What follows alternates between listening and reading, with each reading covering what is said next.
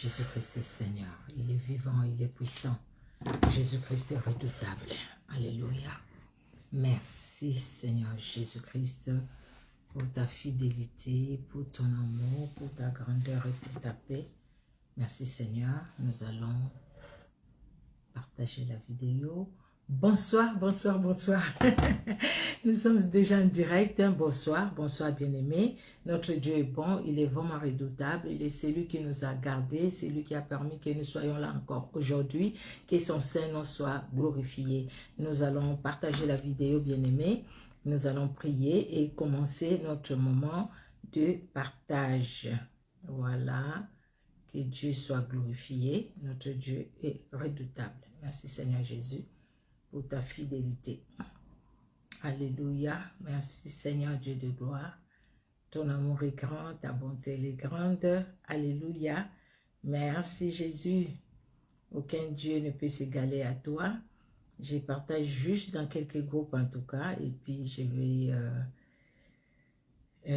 nous allons commencer. Alléluia.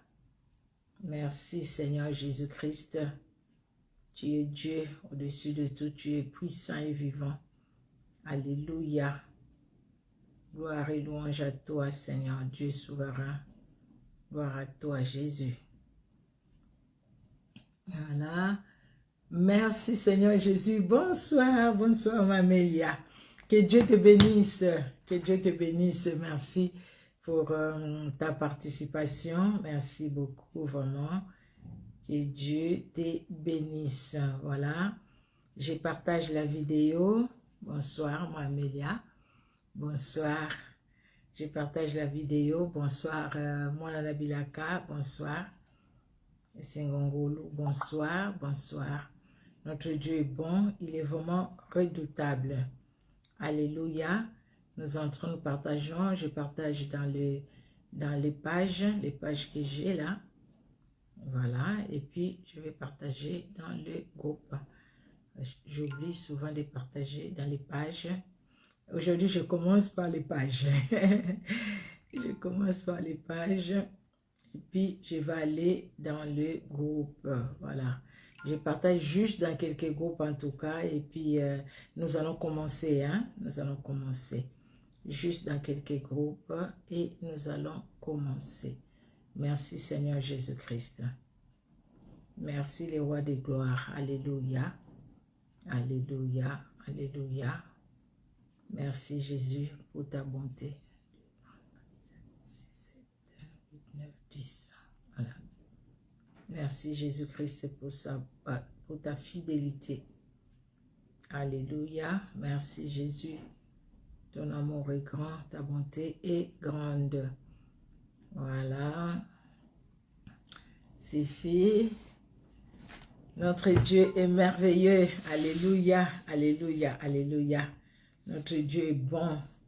Qui peut s'égaler à ces grands dieux, qui peut se comparer à ces puissants dieux. Personne ne les peut. Il est... Vous pouvez désormais regarder ce... Non, c'est pas ça. Voilà, personne n'est comme notre Dieu. Il n'y a personne qui soit comme Jésus, n'est-ce pas? Il n'y a personne qui soit comme Jésus-Christ de Nazareth. C'est lui qui veille sur nous, c'est lui qui nous garde, c'est lui qui nous protège. Il est redoutable. Alléluia. Il est redoutable. Voilà, voilà, voilà, voilà. Nous allons rendre grâce à Dieu pour son amour, pour sa bonté, pour sa fidélité, parce qu'il lui a plu, en tout cas, que nous soyons encore ensemble aujourd'hui. Irman, que Dieu te bénisse. Nous allons prier. Éternel Dieu, notre roi, nous te disons un grand merci. Un grand merci Seigneur, parce que tout nous vient de toi. Le souffle de vie nous vient de toi. Voir cette journée, ce n'était qu'une grâce. Parler dans cette journée, ce n'était qu'une grâce. Éternel Dieu de gloire, en dépit des épreuves, des situations que chacun pouvait rencontrer sur son chemin, que ce soit au travail, à la maison, dans la famille, mais Jésus-Christ, tu as veillé sur nous. Éternel Dieu de gloire, tu as permis que nous puissions relever la tête. Mais Jésus-Christ, tu nous as donné ta victoire. C'est pourquoi nous te sommes vraiment reconnaissants, reconnaissantes pour tes bienfaits, pour qui tu es, pour ce que tu as, Seigneur, pour ce que tu réalises et tu accomplis dans nos vies. que l'honneur monte à toi. Merci encore pour ces moments que tu nous accordes dans ta sainte présence, pour ta parole qui nous fait du bien, ta parole qui nous libère, ta parole qui nous affranchit, ta parole qui nous enseigne et qui nous éduque. Nous nous recommandons à toi, nous recommandons aussi ces moments à toi. Règne à maître par la puissance du Saint-Esprit, par le Saint-Esprit règne à maître. Pardonne nos fautes, libère-nous, vois l'œuvre de Golgotha. Jésus, purifie-nous par ton sang qui a coulé, par ton sang qui crie encore aujourd'hui, par ton sang qui parle encore aujourd'hui. Lave-nous, Seigneur, lave aussi chaque membre de nos familles. Merci pour ton sang. Merci Seigneur Jésus-Christ pour l'œuvre de Golgotha. Merci pour la croix. Merci pour le tombeau. Merci pour la vie que tu nous as donnée. Merci pour ta résurrection. Tu es vivant et tu es puissant, règne à maître. Que tout ce qui n'est pas de toi s'éloigne de nous au nom de Jésus. Que tout ce qui ne confesse pas le nom de Jésus-Christ s'éloigne de ces moments au nom de Jésus. S'éloigne de nos vies, de nos familles au nom de Jésus. Jésus-Christ règne, règne dans nos familles, règne dans nos vies et règne pendant ces moments. Que ton Saint-Nom soit honoré, Jésus-Christ de Nazareth. Saint-Esprit, tu es l'Esprit de Jésus-Christ, l'Esprit de résurrection, l'Esprit de force, l'Esprit de talent, l'Esprit de dons.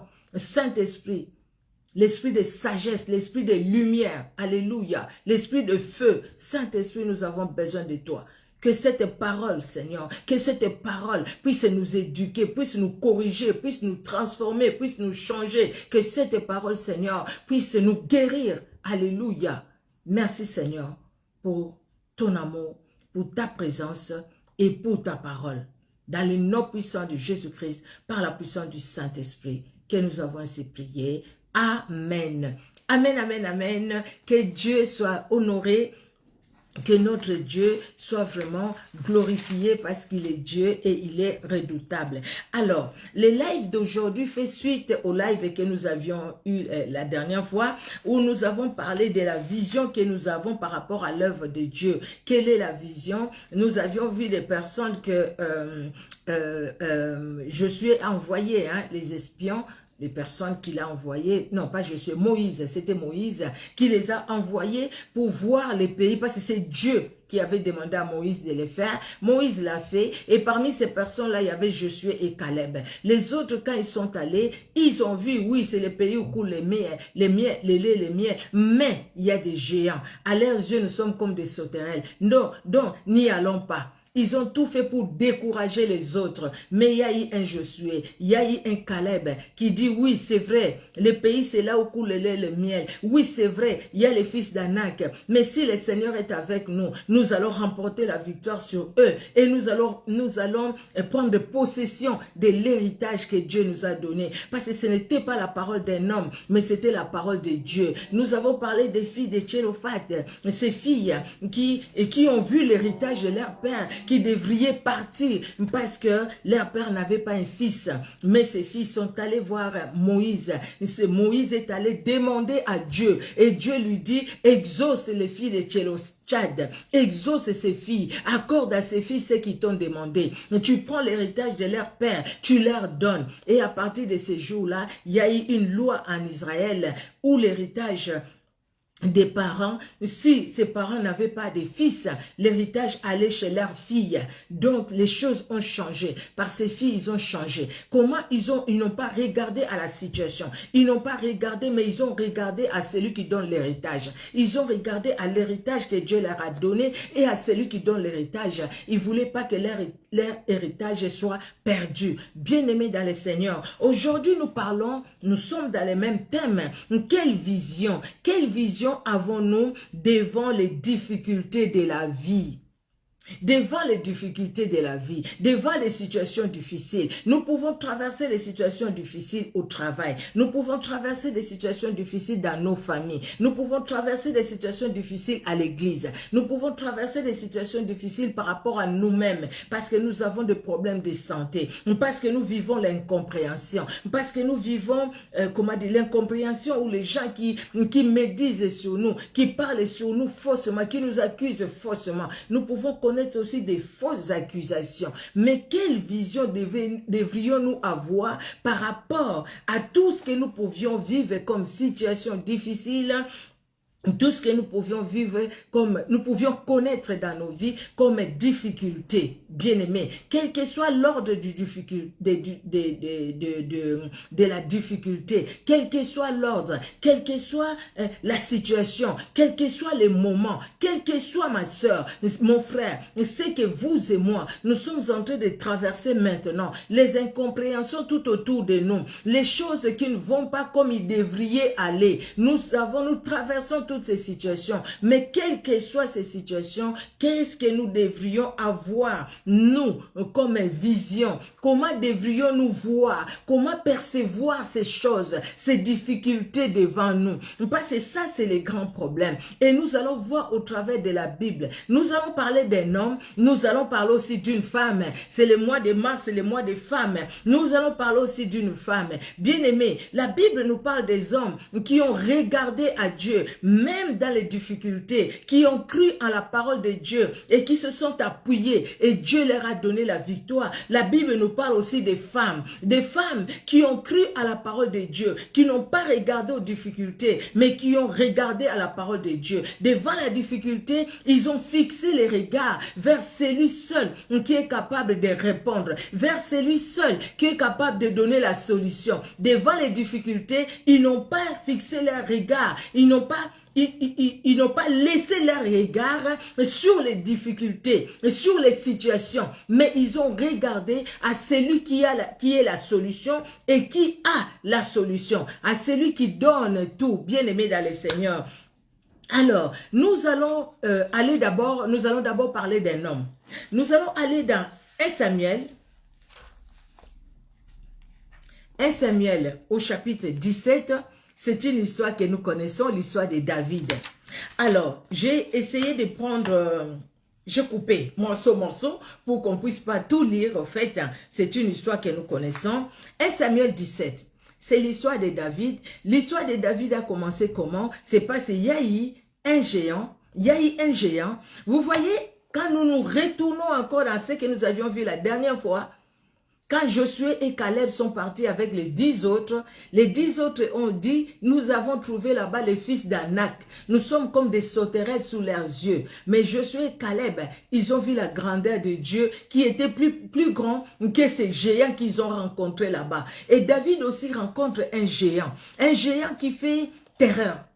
Un géant dont même Saül, un homme de guerre, ne pouvait même pas s'approcher de ces géants. Il était tellement géant. Mais comment David a regardé ces géants par rapport aux autres, au reste d'Israël? Comment eux, ils ont regardé les géants? Donc, bien aimés dans le Seigneur, la façon dont nous regardons quelque chose, la façon dont notre vision des choses, c'est ce qui va déterminer aussi nos actions. C'est ce qui va déterminer aussi nos réactions.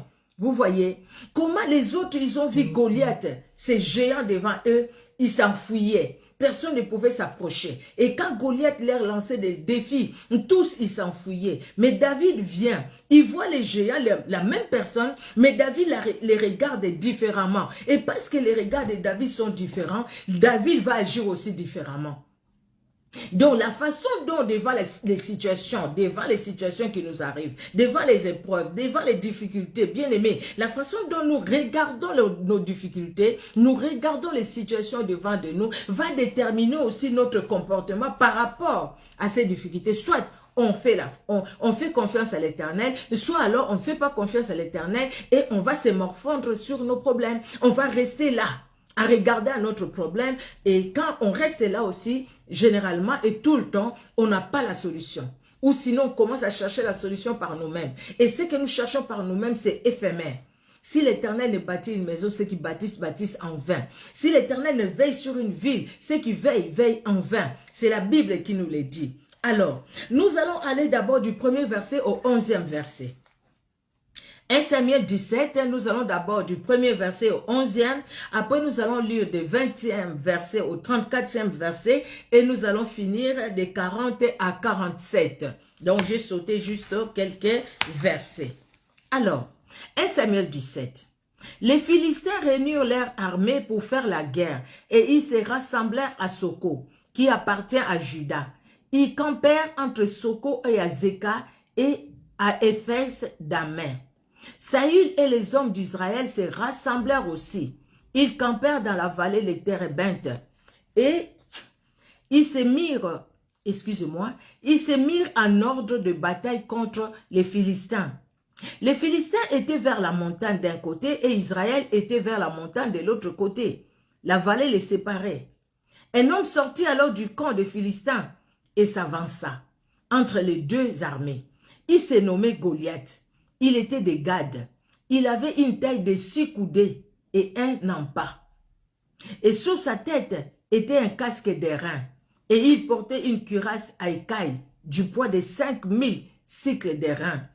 Il avait aux jambes une armure d'airain et un javelot d'airain entre les épaules.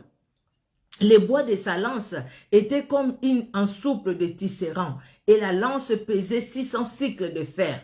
Celui qui portait son bouclier marchait devant lui. Les Philistins s'arrêta et s'adressa aux troupes d'Israël, rangées en bataille. Il leur cria, « Pourquoi sortez-vous pour vous ranger en bataille? Ne suis-je pas les Philistins? Et n'êtes-vous pas des esclaves de Saül? Choisissez un homme qui descende contre moi. S'il peut me battre et qu'il me tue, nous vous serons assujettis. Mais si je l'emporte sur lui et que je le tue, vous nous serez assujettis et vous nous servirez. » Les Philistins disent encore, « Je jette ce jour un défi à l'armée d'Israël. Donnez-moi un homme et nous nous battrons ensemble. » Saül et tout Israël entendit ces paroles du Philistin et ils furent effrayés et saisis d'une grande crainte. Saül et tout le peuple, tout Israël, ils entendirent les paroles du Philistin, de Goliath, ils furent effrayés. Il y avait la peur en eux parce qu'ils ont regardé à Goliath. Ils ont vu Goliath. Saül et les restes d'Israël n'ont pas vu leur Dieu, le Dieu qui les a sauvés de la main de Pharaon, le Dieu qui a séparé la mer Rouge en deux, le Dieu qui a fait tomber la muraille de Jéricho. Ils n'ont pas vu ce Dieu qui a fait descendre la main du ciel. Ils l'ont pas vu, mais ils ont vu Saül. Ils ont entendu les paroles de Saül. Bien-aimés, ce que nous entendons et ce que nous voyons, ça influence notre comportement, ça influence notre façon d'agir, ça influence même nos prières.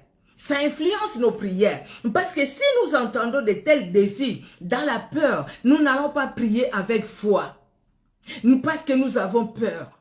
Nous allons prier par crainte. En fait, c'est comme si nos prières vont être comme la fumée qui ne va pas monter à Dieu. Pourquoi? Parce que nous exprimons plutôt notre peur que notre confiance en Dieu.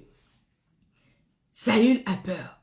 Saül, c'est un homme de guerre, mais il a peur de Goliath. Il a entendu. Goliath les a terrassés par sa parole. Et ils ont vu aussi que la personne qui est devant eux, c'est vraiment un géant. Vraiment, aux yeux de Goliath. Et c'était des sauterelles, comme les autres avaient dit à l'époque de Josué. Vous voyez, l'histoire se répète. Mais personne ne pouvait s'avancer. 40 jours, 40 nuits, personne ne pouvait s'avancer. Mais Dieu est Dieu. Dieu qui aime Israël, il veut montrer à Israël que je suis avec vous. Et Dieu va envoyer quelqu'un. Nous allons lire de 20 à 34.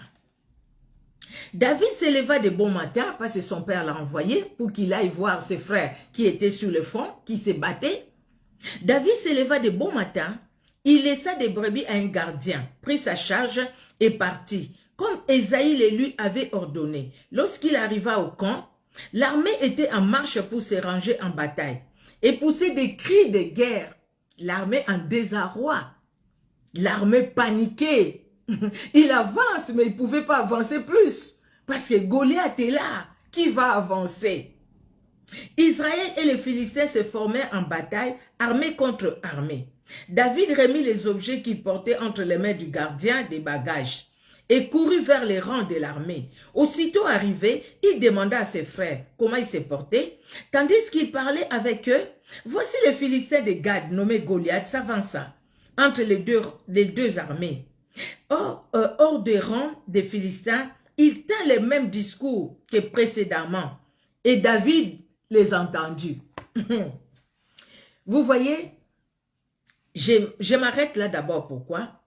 Au verset 11 que nous avions lu, Saül et tout Israël entendirent ces paroles de Philistins et ils furent effrayés et saisis d'une grande crainte. Ils ont vu les Philistins. Ils n'ont pas vu la grandeur de Dieu d'Israël. Et le verset 23. Tandis qu'il parlait avec eux, voici les Philistins de Gad nommés Goliath s'avança entre les deux armées hors des rangs des Philistins. Il tint le même discours que précédemment et David les entendit. Parce qu'il y a deux visions différentes. Il y a deux façons aussi d'entendre. Vous voyez, hein? Ce que nous voyons, bien aimés, nous pouvons écouter, entendre des choses qui n'existent pas. Parce que nous voyons ce que nous voyons. Parce que nous regardons comme nous les regardons. Le fait de regarder comme ça, on peut donner à quelqu'un ce qu'il n'a même pas. On peut regarder une personne et dire que cette personne est vraiment forte, cette personne est ci et cette personne est ça. Mais la même personne, quand il va s'avancer vers toi, il va t'expliquer son problème, tu vas te rendre compte au fait, ce n'est pas comme moi je le voyais. Il nous est déjà arrivé de faire ça, non? Ou de dire ça. Je ne le vois pas comme je le vois, comme je pensais de lui. Je le vois autrement. Parce que là, la vision change. Parce que nous avons entendu la personne. Les deux, ils ont entendu Goliath. Saül et le reste d'Israël, ils ont eu peur. Ils ne pouvaient pas s'avancer. Ils s'arrangeaient, mais ils ne s'approchaient pas. Parce que tout simplement, Goliath va nous écrabouiller. Il va nous exterminer. Lui seul, il peut nous écraser tous. Et David aussi entend. Mais parce que leur vision était différente, nous poursuivons.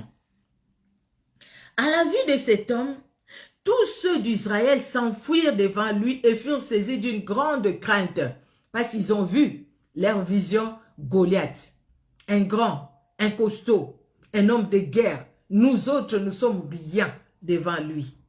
Chacun disait, avez-vous vu s'avancer cet homme? C'est pour jeter à Israël un défi qui s'est avancé. Si quelqu'un les tue, le roi les comblera de richesses et lui donnera sa fille et il affranchira la maison de son père en Israël. David dit aux hommes qui se trouvaient près de lui, que fera-t-on à celui qui tuera ces Philistins et qui ôtera l'opprobre de dessus Israël? Qui est donc ces Philistins, cet incirconcis, pour insulter l'armée du Dieu vivant? Et David tout de suite, il voit quelqu'un qui n'est rien en fait. David tout de suite, il voit que Goliath n'est rien parce que David voit la grandeur de son Dieu. Il est plus grand que Goliath. Il est plus grand en taille, plus grand en tout. Il a l'armure que Goliath n'a même pas. C'est pas son javelot. Ce n'est pas tout ce qu'il avait, son armure là qu'il avait. Qui était quelque chose ou qui avait quelque chose. Mais il voit le grand Dieu qui a une grande armée. Et qui a plus que ce que Goliath avait. David dit, mais c'est incirconcis. Regarde, cette personne-là qui ne connaît même pas Dieu. Il vient jeter l'opprobre dans les camps de l'Éternel des armées. Non, c'est pas possible. Parce qu'il voit ce que l'Éternel des armées est. Nous voyons ce que Dieu est, bien-aimé dans le Seigneur. Même dans le passé, ce que le Seigneur a fait pour chacun de nous. Nous le voyons, non? Et David voit aussi. Il se souvient aussi de tout ce que Dieu a fait pour lui. Et il s'est dit non. Si l'ours et les lions ne pouvaient pas me battre, moi, David, parce que Dieu m'a donné la force, le même Dieu aussi devant cet incirconcis. Cette personne qui ne connaît pas Dieu, et cette personne qui ne fait que pour sa gloire, cette personne qui cherche que sa gloire. Non, la gloire de mon Dieu doit se révéler. Alors, le peuple répéta les mêmes choses, lui dit, c'est ainsi que l'on fera à celui qui les tuera. Eliab, son frère aîné, qui l'avait entendu parler à ses hommes, fut enflammé de colère contre David et dit, « Pourquoi es-tu descendu et à qui as-tu laissé ces peu de brebis dans le désert? Je connais ton orgueil et la malice de ton cœur, c'est pour voir la bataille que tu es descendu. » David répondit, « Qu'ai-je donc fait? Ne puis-je pas parler ainsi? » Et il se détourna de lui pour s'adresser à un autre. Et fit les mêmes questions. Le peuple lui répondit comme la première fois. Lorsqu'on eut entendu les paroles prononcées par David, on les répéta devant Saül, qui les fit chercher. David dit à Saül, que personne ne se décourage à cause de ces Philistins. ton serviteur ira se battre avec lui. Oh mon Dieu. Celui qui dit ça, c'est pas un homme de guerre. Hein. Celui qui dit ça, c'est un enfant, c'est un jeune. Mais ceux qui sont des hommes de guerre, pardon, ils s'enfuient devant Goliath.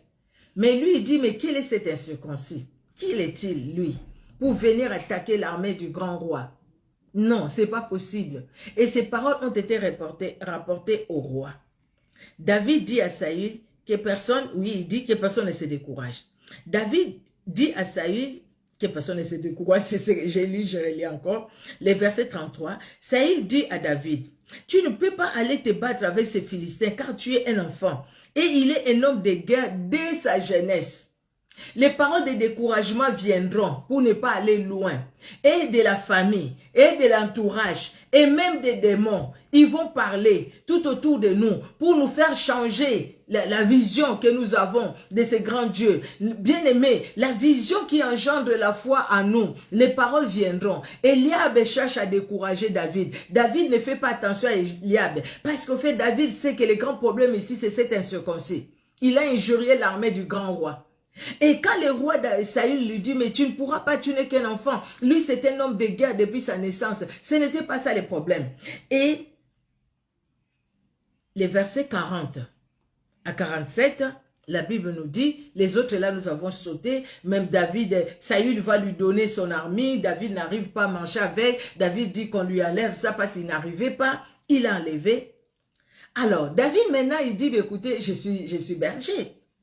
Donc, je m'habille comme un berger qui protège son peuple, qui protège ses brebis, pardon. Un berger qui protège ses brebis. Or, notre Dieu, c'est le bon berger pour nous. L'Éternel est mon berger, je ne manquerai de rien. David avait raison d'écrire ces psaumes, parce que c'est des choses qu'il a vécues. Parce qu'il s'est dit, moi, en tant que berger, je sais que je pourvois aux besoins de mes brebis. Et celui qui est le grand berger, il ne va pas nous laisser devant cet incirconcis. Il va intervenir. Vous voyez, ces paroles de foi, à cause de sa façon de regarder Goliath, un incirconcis, la parole de foi naît en lui. Il va proclamer cette parole de foi et David va marcher conformément à cette parole de foi qu'il a proclamée. Il va marcher conformément à cette parole de foi. Il marche parce qu'il a vu. Il a vu, bien-aimé. Il a vu qui? Il a vu un incirconcis. Il a entendu les paroles de cet incirconcis et David prononce des paroles du Dieu vivant qui glorifie Dieu pour que cet incirconcis n'ait pas l'emprise sur le peuple de Dieu. David voit Israël, le peuple choisi de Dieu. David voit par Israël le grand Dieu. C'est Dieu-là que David a entendu parler de lui. Ce qu'il a fait, il a fait des merveilles. Donc ce Dieu-là ne pouvait pas changer parce que lui-même aussi a vécu une expérience avec ce grand Dieu.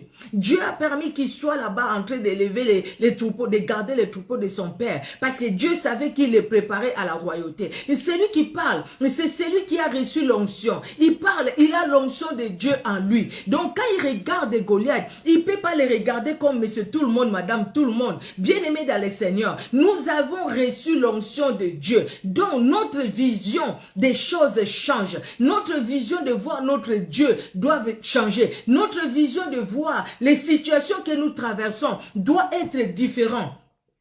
Quand il y a un à gauche, monsieur A, madame A, qui se décourage, monsieur B, madame B, qui se décourage, nous, au milieu, nous allons dire, ne te décourage pas. Que cette situation ne te fasse pas décourager. Ne sois pas dans le découragement. Nous avons le véritable Dieu avec nous. Son temps, c'est son temps. Nous allons l'invoquer. Nous allons le prier. Nous croyons qu'il est capable de changer la situation de ta vie. Nous croyons qu'il est capable. Ceux qui étaient malades, il a guéri. Ceux qui étaient dans les difficultés, il a répondu parce qu'il est Dieu. Il est Dieu au-dessus de tout. Il est Dieu capable de grandes choses. Oh, David, il regarde à cela. David ne veut pas regarder à la situation difficile que les enfants d'Israël vivent maintenant à cause de cet incirconcis. Mais David regarde, cette situation est due à cet incirconcis. Donc lui, c'est un incirconcis. Il ne peut pas continuer à injurier l'armée de l'Éternel. David voit Israël comme l'armée de l'Éternel. Bien-aimé, nous sommes l'armée l'armée du roi. Nous sommes dans cette armée, enrôlés avec Jésus-Christ. Alléluia.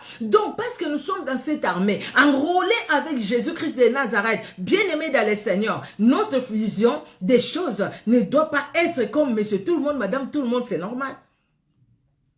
C'est normal. Là où les autres disent c'est fini, nous nous disons, ben si, ben si, ben si, la vie continue. Parce que Dieu est Dieu, il est capable de grandes choses. Ben oui, ben oui. Si, quand on parle, quand on construit une phrase, hein, quand on met un point, c'est-à-dire quoi? C'est-à-dire la phrase est finie. La phrase est finie quand on met un point. La phrase est finie. Mais avec Dieu, la phrase ne fait que commencer. Ça ne fait que commencer. Parce que les gens ont mis un point, Dieu vient transformer ce point-là en virgule et dit, la route est encore longue. Mange, bois. La route est encore longue. Élisée, la route est encore longue. La route est encore longue. Je vois notre papa Moïse Dido, mes respects papa. La route est encore longue. Salutations à maman aussi. La route est encore longue. Je vois ma Amélia, je vois la servante de Dieu Solange Moussunda, je vois. La route est encore longue. Je vois Willina, la route est encore longue. Ma sœur Marilyn Noël, maman Micheline, la route est encore longue. Bois, mange. Les gens, ils ont mis un point. Mais regarde que le Seigneur change ce point-là en virgule. Pour nous dire la route est encore longue.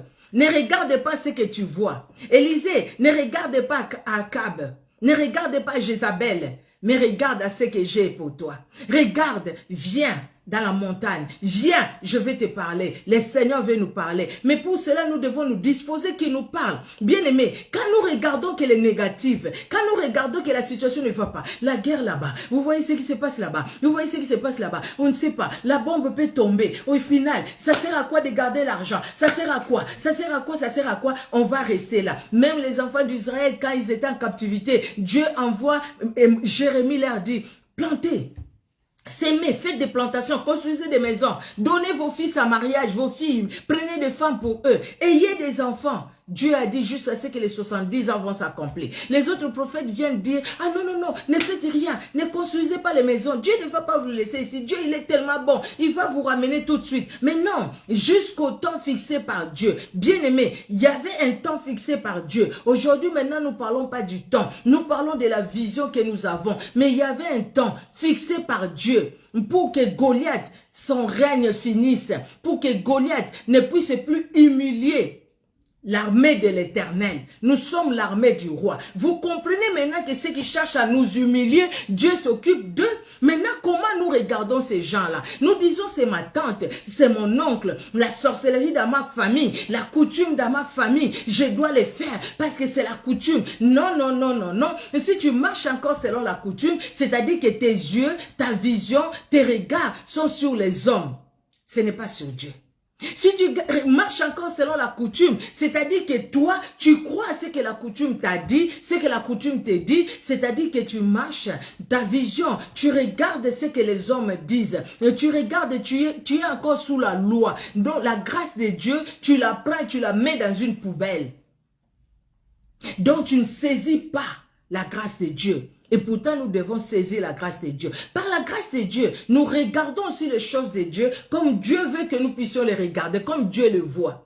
Parce que Dieu voyait Goliath un incirconcis, n'est-ce pas? Donc David a vu aussi Goliath un incirconcis. David ne pouvait pas le voir quelqu'un de fort, quelqu'un de puissant, comme les autres le considéraient, parce que Dieu ne le voyait pas quelqu'un de fort. Malgré son armée là, c'était rien par rapport à la puissance de Dieu. Aujourd'hui, nous avons l'œuvre de la croix. Nous avons l'œuvre de la croix, bien-aimée. Alors, l'armée de l'ennemi qui vient nous combattre, c'est rien par rapport à l'œuvre de la croix.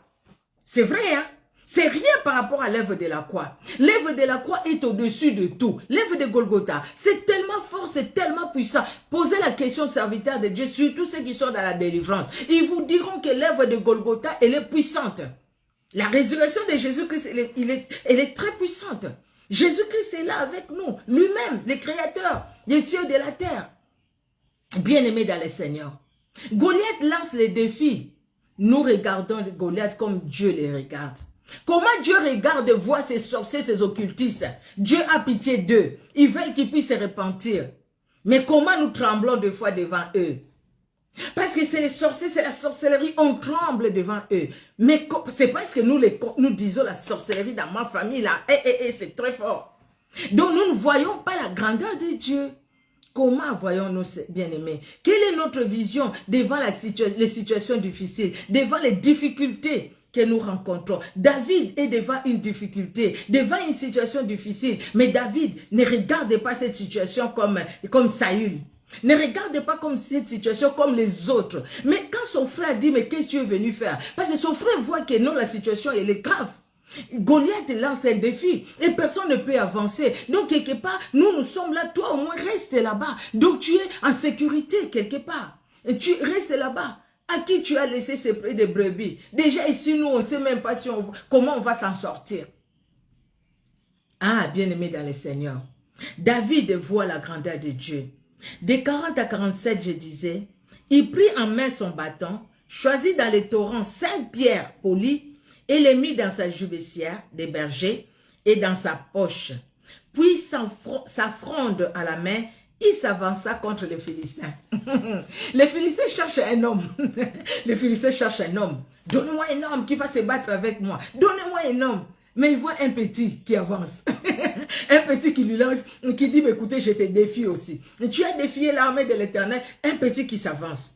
Avec rien en main, au fait, juste sa jubbessière des bergers.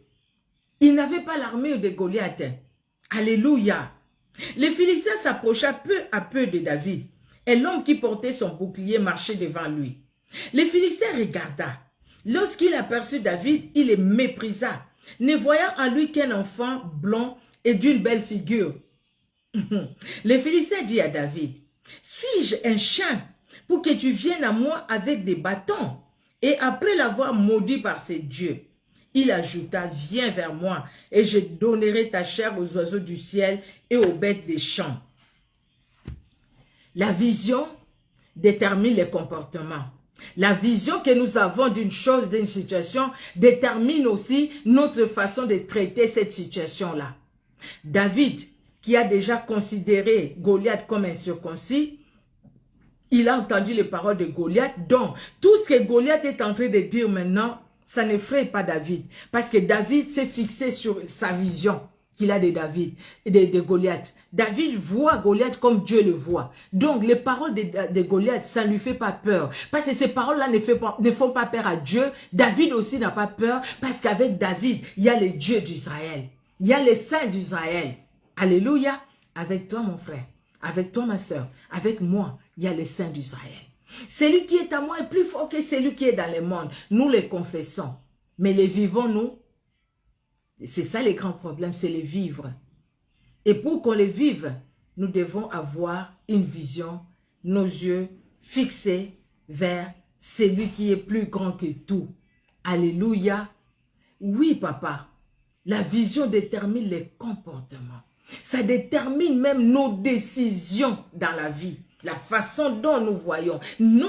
Ça détermine aussi nos décisions. C'est ce qui a déterminé la décision de David. Alors, David dit aux Philistins, « Tu marches contre moi avec l'épée, la lance et les javelots, et moi, je marche contre toi au nom de l'Éternel des armées, du Dieu de l'armée d'Israël que tu as insulté. » C'est au nom de ces dieux-là. Donc, je ne suis pas venu par moi-même. Parce que je vois les choses comme lui. Quelque part, je suis comme son ambassadeur. Il m'envoie. Je viens. Donc, parce que j'ai son mandat. J'ai son pouvoir. J'ai son autorité. Donc, toi, ton autorité, ton pouvoir, ce n'est rien, Goliath. Ce n'est rien, Goliath. Tu viens devant moi avec toute ton armure. Mais c'est Dieu-là qui est plus puissant que toi. C'est lui-là, par son nom. Ta tête sera coupée aujourd'hui et donnée aux oiseaux du ciel. Vous voyez. Et David ajoute, aujourd'hui, l'Éternel te livrera entre mes mains. Je t'abattrai et je te couperai la tête. Aujourd'hui, je donnerai les cadavres du camp des Philistins aux oiseaux du ciel et aux animaux de la terre. Et toute la terre saura qu'Israël a un Dieu. Alléluia. Toute la terre saura qu'Israël a un Dieu. Et toute la terre saura que j'ai un Dieu, le véritable, le créateur du ciel et de la terre. C'est pas que nous ne le faisons pas trembler. Nous avons tellement peur d'eux. qu'eux aussi comprennent. C'est comme tu fouilles un chien, le chien voit que tu es en train de le fouiller. Des fois aussi, le chien fouille, des fois, il vient vraiment t'attaquer. Vous voyez? Mais quand nous marchons dans cette vision, dans cette façon de voir les choses, nos vies spirituelles vont changer. Nos prières vont changer. Bien-aimés dans le Seigneur, oui, c'est vrai. Nos vies spirituelles changeront. Nos prières aussi changeront. Parce que nous allons marcher, non pas selon les mondes, mais nous allons marcher selon Dieu. Nous n'aurons plus la vision du monde, ni même pas la vision que nous avons nous-mêmes, mais nous aurons la vision de Dieu. Alléluia. L'Éternel, et toute cette multitude saura que ce n'est ni par l'épée, ni par la lance que l'Éternel sauve, car la victoire appartient à l'Éternel. Et il vous livre entre nos mains. Alléluia. L'Éternel vous livre entre nos mains. Alléluia. J'avais écrit, Dieu veut que nous puissions voir les choses comme lui, il les voit. David voit Goliath différemment des autres enfants d'Israël. Je l'ai dit, l'ennemi utilise le découragement pour que nous puissions regarder à lui et pour que nous puissions considérer les choses selon lui et selon le monde. Bien-aimés dans le Seigneur. Mais c'est que Dieu veut que nous puissions voir les choses comme lui. Alléluia. Alléluia. Malgré l'opposition. En Israël, les hommes étaient dans la peur, l'immobilisme, ils étaient dans l'échec. Ils ne pouvaient pas avancer. Les regards étaient les regards physiques, les regards charnels, fixés vers Goliath qui venait, qui partait. Et tous, ils étaient effrayés. Même Saül ne pouvait pas. Nos réactions sont influencées par notre façon de voir, notre façon de percevoir les choses, les événements. Ne soyons pas découragés par les propos des hommes, par les propos de l'adversaire, par même nos propres jugements. Ne soyons pas découragés, bien-aimés dans le Seigneur. Ne dis pas que c'est fini. Un frère qui a chanté pour moi, kolobali susute toyaki kotika batu, kolobali susute mokilio ya bino, biso oyo pamba. Ne le dis plus que nous sommes venus accompagner les autres. Le monde est pour ceux qui réussissent. Nous autres là, c'est comme ça, on ne peut pas réussir. Qui te dit que tu réussiras pas? Tu réussiras dans le domaine que tu as. Là où Dieu t'a placé, tu réussiras. Réussir, ce n'est pas tout simplement avoir des jets privés. Il y a des gens qui ont des jets privés, ils n'ont pas reçu leur vie. Mais toi, avec le peu que Dieu te donne, tu as reçu ta vie. Mais la façon dont tu regardes ce que Dieu t'a donné, la façon dont tu regardes ce qui est devant toi, la façon dont tu considères la parole que Dieu te donne, la façon dont tu considères les épreuves que tu traverses dans ta vie, bien-aimé dans le Seigneur, cela influence notre comportement, influence notre façon d'agir, influence même nos vies spirituelles, influence nos vies de prière. Combien de fois nous n'avons pas la prière, nous ne lisons même pas la Bible, parce que tout simplement nous sommes découragés, parce que nous avions regardé nos problèmes et comme les nôtres. Nous n'avons pas regardé celui qui est au-dessus et qui a la solution à ces problèmes-là que nous traversons. Bien-aimés dans le Seigneur, David a regardé à Dieu. Nous allons parler d'une femme, c'est le mois de la femme. Nous allons parler d'une femme qui a su aussi regarder, non pas aux choses qu'elle vivait. C'était un moment difficile dans cette époque où elle était cette femme. C'était un moment difficile. Tout un peuple allait être décimé. Tout un peuple allait être détruit. Mais il a fallu que cette femme s'élève. Il a fallu que cette femme considère Dieu. Bien-aimé dans le Seigneur. Vous voyez, je veux parler d'Esther. Esther. Elle a vécu dans un moment difficile, Esther. Un moment où les enfants d'Israël ne sont pas appréciés. Un moment où il y a un Aman. Il y a un Aman. Il y a un Aman qui est les peuples juifs, qui est les enfants d'Israël. Il y a un Aman qui est allé même faire un bois, élever un bois pour pendre Mardoché, parce que Mardoché c'est un juif, parce que Mardoché ne marche pas selon la loi, parce que Mardoché ne veut pas s'incliner devant lui. Il va tout faire. Et quand Mardoché va la prendre, il va demander à Esther. Esther dit, mais tu connais bien la loi. Personne ne peut rentrer chez le roi si le roi ne l'a pas appelé. Et Mardoché lui dit, tu sais, peut-être c'est pour de telles occasions que Dieu a permis que tu deviennes reine, que tu sois là où tu es. Ne parlons pas de tout ce qu'Esther a fait, comment il suivait Hégé pour faire tout ce qu'il lui demandait. Tout ça c'est bon, tout ça on connaît. Mais maintenant le problème c'est la situation. Les enfants d'Israël vont mourir. Les enfants d'Israël seront exterminés. Aman veut que tous les enfants d'Israël soient exterminés, tous. du plus grand au plus petit, les hommes comme les femmes, tous sans exception, exterminés, parce qu'ils n'aiment pas Israël, parce qu'ils n'aiment pas le peuple juif. Mais il faut maintenant que les Juifs qui sont là s'élèvent. Mais quel est ce Juif qui va s'élever? Parce que Aman a décidé, Aman a écrit et le roi a mis son sceau. Nous sommes à l'époque où quand le roi a mis son sceau, personne ne peut l'enlever. La parole du roi, c'était immuable. Le roi a parlé, point. Point. Personne ne peut transformer ce point-là en virgule. Personne. Mais il a fallu qu'il y ait une femme qui transforme le point du roi en virgule. Il a fallu qu'il y ait une femme. Mais cette femme, pour qu'elle arrive là, elle a reconnu l'autorité de celui, leur Dieu, qui est capable de leur donner la victoire sur Aman, sur le projet d'Aman. Donc, devant cette difficulté, tous les enfants d'Israël ne regardent pas ces difficultés de la même façon. C'est une situation difficile où les enfants d'Israël doivent exterminer. Les autres, ils attendent, ils savent qu'ils vont être exterminés. Ben, ils sont là, ils vont être exterminés. Mais il y a Mardoché qui regarde cette situation et dit non, nous avons avec nous le véritable Dieu. Mais comment arriver là-bas? Ah, il y a Esther qui est là. Esther dit, mais écoutez, moi je ne peux pas à cause de la loi. Mais entre-temps, Esther prend la bonne décision. Esther prend la bonne décision et c'est cette bonne décision-là que nous allons lire dans Esther au chapitre 4. Esther chapitre 4 de 11 à 17. C'est pas long, nous allons lire ça. Esther 4 de 11 à 17. Tous les serviteurs du roi et le peuple des provinces du roi savent qu'il existe une loi portant peine de mort contre quiconque, homme ou femme, entre chez le roi dans la cour intérieure, sans avoir été appelé. Celui-là seul a la vie sauve, à qui le roi tend le sceptre d'or, et moi je n'ai point été appelé auprès du roi depuis 30 jours. Lorsque les paroles d'Esther eurent été rapportées à Mardoché, Mardoché fit répondre à Esther, « Ne t'imagine pas que tu échapperas seul d'entre tous les Juifs parce que tu es dans la maison du roi. Car si tu t'étais maintenant, les secours et la délivrance surgiront d'autre part pour les Juifs, et toi et la maison de ton père, vous périrez. Et qui sait, si ce n'est pas pour un temps comme celui-ci que tu es parvenu à la royauté. » Alléluia. Et maintenant, le problème vient. Esther s'élève. Esther change sa vision des choses. Esther maintenant porte au fait comment l'habit d'un Israélite, celui qui est connu de Dieu et celle qui est connue de Dieu et celle que Dieu connaît. Esther va dire,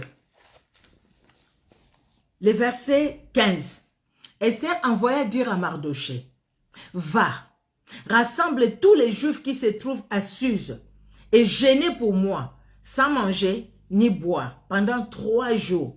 Ni la nuit, ni les jours. Moi aussi, je jeûnerai de même avec mes servantes, puis j'entrerai chez le roi malgré la loi. Et si je dois périr, je périrai. » Mardoché s'en alla et fit ce qu'Esther lui avait ordonné. Esther ne se dit pas, écoutez, moi je suis reine, je suis belle, je suis jeune. Par rapport à la femme du roi, moi je suis jeune, le roi est vieux. Dès que je vais rentrer là-bas, je vais l'amadouer, je suis une femme et tout ça. Non, non, non, non, non, non, non, non, non. Esther sait que ce combat, ce n'est pas son combat.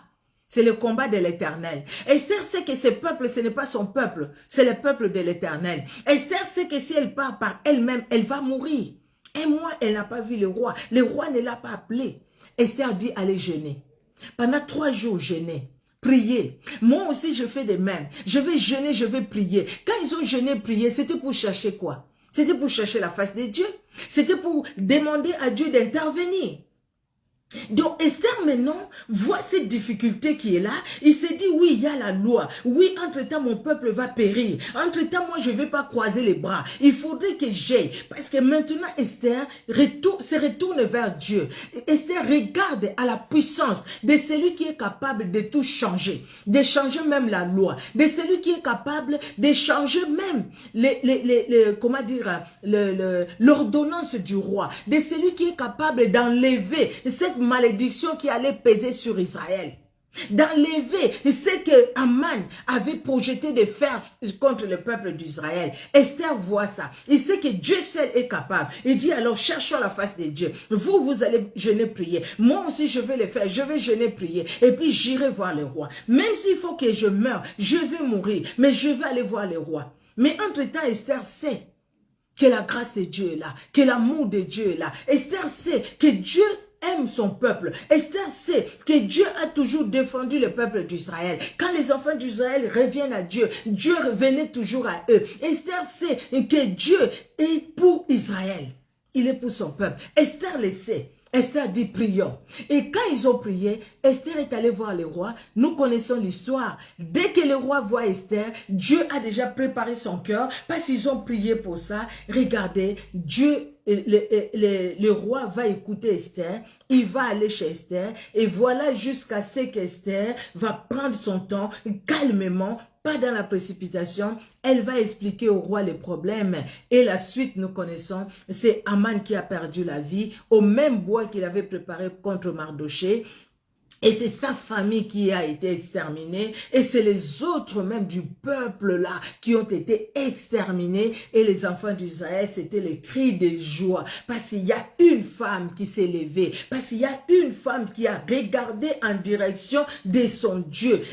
Vous voyez, la vision détermine notre comportement. Parce que cette dame croit que c'est Dieu qui a permis que je sois ici. Peut-être c'était pour cette occasion-là. Pour que les enfants d'Israël soit sauvé. Bien-aimé, tu es Esther de ta famille. Dieu a permis que tu sois là, que je sois là, dans ma famille, dans ta famille, pour que peut-être la situation qui se passe aujourd'hui, la situation que nous traversons, vous, moi, la situation que nous pouvons traverser aujourd'hui, demain, bien-aimé dans le Seigneur, pour que tu sois là, toi, pour que nous soyons là, que je sois là, et dire, écoutez, Dieu est capable, pour que nous puissions mettre nos genoux par terre, et dit Seigneur, nous venons à toi. Nous savons que tu es capable de tout. Nous savons que tu transformes les choses. Même les lois, les hommes, tu les détruis. Parce que nous tournons nos regards vers lui, nous sommes rayonnants de joie et notre visage ne se couvrira jamais de honte.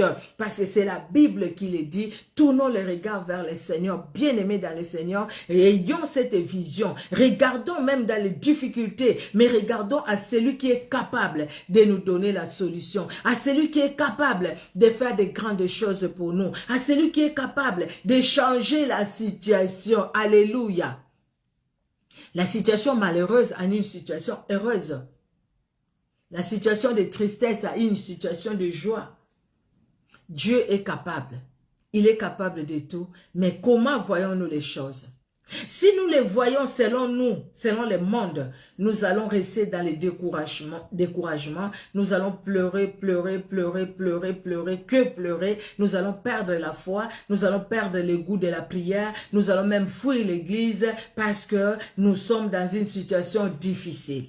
Mais si dans la même situation difficile, nous regardons à celui qui a la solution, nous serons à l'église avec joie, nous allons lire la Bible, nous allons méditer, nous allons prier, toujours avec joie. Et nous allons nous attendre à son temps. Le Dieu qui est intervenu pour Israël, pour que Mardoché, le plan de Mardoché ne ressuscite pas, c'est le même Dieu qui intervient aussi pour que le plan des sorciers, des occultistes ne ressuscite pas dans nos vies et dans nos familles.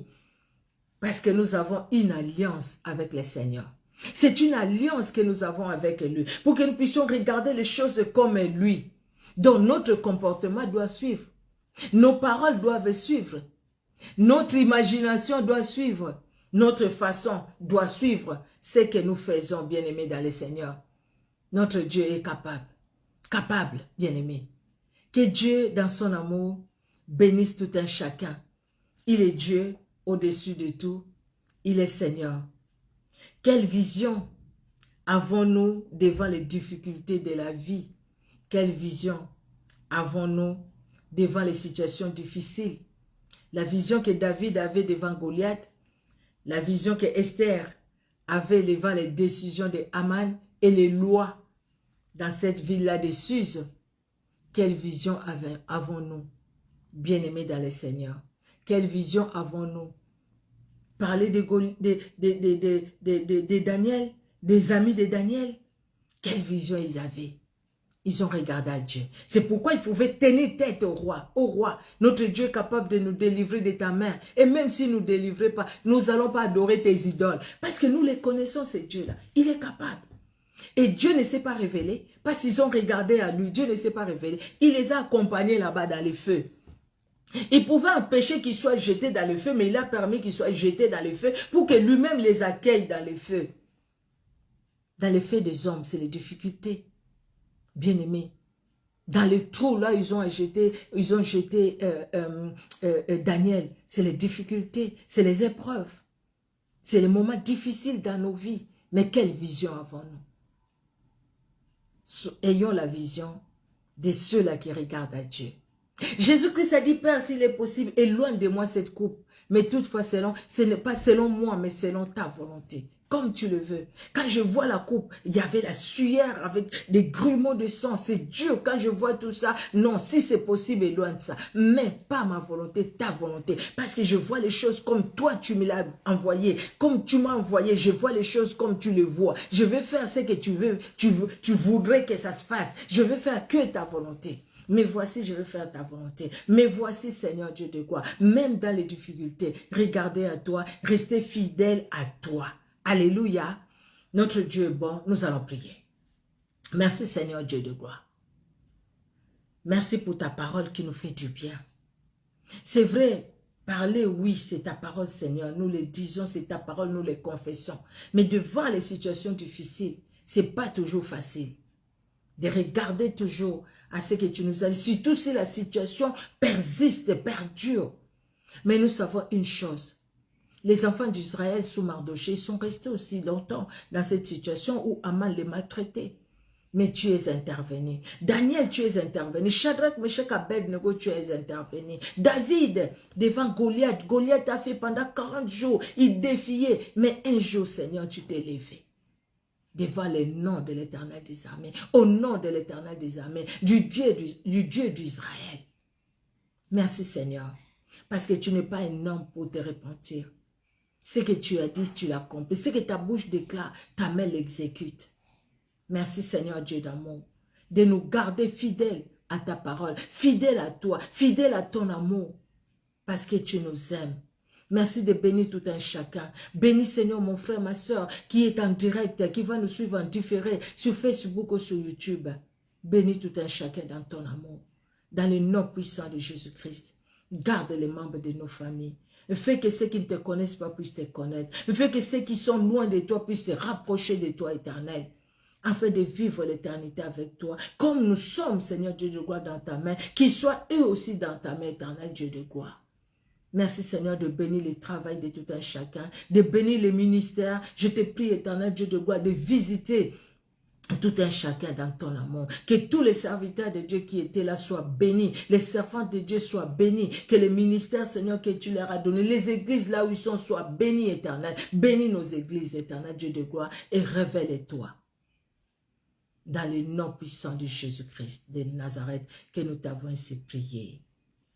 Amen.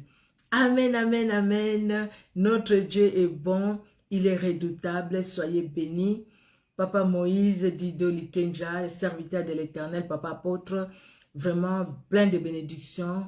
Que Dieu vous bénisse. Maman Sephora aussi, maman là où tu es. J'envoie mes salutations par papa. Soyez bénis. Ma soeur Marilyn Noël, maman Odile, la servante de l'Éternel, soyez bénis. Maman Solange Goma, que Dieu te bénisse. Ma Amina, ma fille, que Dieu te bénisse. Que Dieu bénisse tout un chacun. Marilyn Noël, je l'ai dit. Willina Pierre-Louis, servante de l'Éternel, soyez bénis. Et maman Odile, je l'ai dit parce que je vis tout à l'heure là. Que Dieu bénisse tout un chacun. Peut-être que je ne vous ai pas vu comme ma Amélia, je pense que je l'ai dit aussi. Vraiment que Dieu, moi Nanabilaka et Sengongolu, soyez bénis, alléluia. Notre Dieu est bon, il est vraiment redoutable, alléluia. Notre Dieu est bon. Merci Seigneur Jésus-Christ. Que Dieu vous bénisse aussi, vous qui allez suivre cette vidéo en différé, je l'ai dit. Soyez richement bénis et bonne soirée à tout un chacun. On se donne rendez-vous mercredi prochain à la même heure, 19h, heure de Paris et au même endroit. Que Dieu vous bénisse et à mercredi prochain, par la grâce de Dieu, si Jésus-Christ ne revient pas d'ici là, nous espérons qu'il va nous accorder vraiment la grâce, la force de pouvoir être là. Nous allons poursuivre dans les mêmes thèmes et nous allons voir autre chose au fait. Là, ça sera autre chose, d'autres personnes aussi que nous allons voir la prochaine fois par la grâce de Dieu. Je prendrai toujours 2 personnes, un homme et une femme et nous voulons avancer par la grâce de Dieu. Soyez richement bénis. Au revoir.